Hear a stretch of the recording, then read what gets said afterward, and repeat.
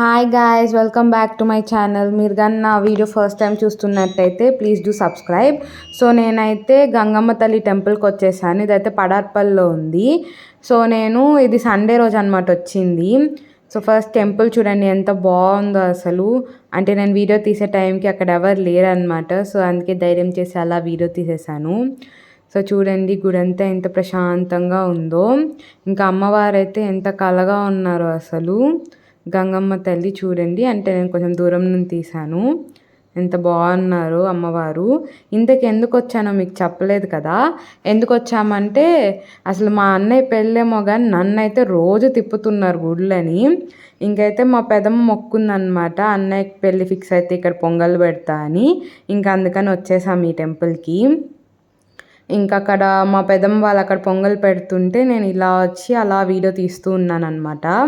So చూడండి పొంగల్ పెడతా ఉన్నారు, పాలు పొంగుతూ ఉన్నాయి. మాతో పాటు వేరే వాళ్ళు కూడా పెడుతున్నారు అనమాట పొంగల్ అటుపక్క. ఇంకా అక్కడ కూర్చొని నవ్వుతుంది కదా, తాను వచ్చేసి మా అమ్మమ్మ. ఇంకా పొంగల్ చేసేది వచ్చి మా పెదమ్మ. అక్కడ కూర్చోన్నారు కదా పింక్ శారీ వేసుకొని, తను వచ్చి మా మమ్మీ అనమాట.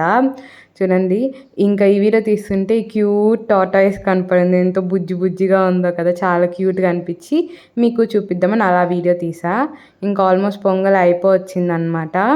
ఇంకా పొంగల్ అయిపోగానే పూజకి తీసుకెళ్ళిపోయామన్నమాట, పూజ స్టార్ట్ చేసేద్దామని చెప్పి.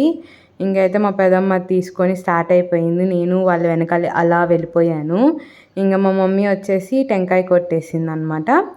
అంటే ఇక్కడ టెంకాయ బయట కొట్టి తీసుకురావాలి గుడి లోపలికి. సో అందుకే బయట అలా కొడుతుంది. పాపం చాలా కష్టపడింది కొట్టడానికి మా మమ్మీ.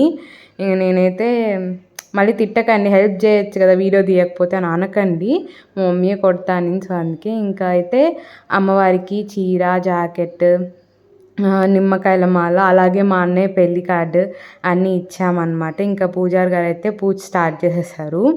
ఇంకా అయిపోయిన తర్వాత మా పెదనాన్న ఫస్ట్ పోలేరమ్మ దగ్గర హారతి పెట్టేసి ప్రసాదం పెట్టి దండం పెట్టేసుకున్నారు. అక్కడ అయిపోయిన తర్వాత నెక్స్ట్ వచ్చేసి పోతురాజు దగ్గరకు కూడా వెళ్ళామన్నమాట. అక్కడ కూడా హారతి పెట్టి ప్రసాదం పెట్టేసి పోతురాజు దగ్గర కూడా దండం పెట్టేసి ఇంకా అక్కడ నుంచి డైరెక్ట్గా ఇంకా దుర్గామాత దగ్గరికి వెళ్ళామన్నమాట. అక్కడ కూడా హారతి పెట్టేసి ప్రసాదం పెట్టేశాము. అండ్ ఫైనల్లీ ఇలా అయిపోయింది ఎలాగో పొంగళ్ళు పెట్టడం.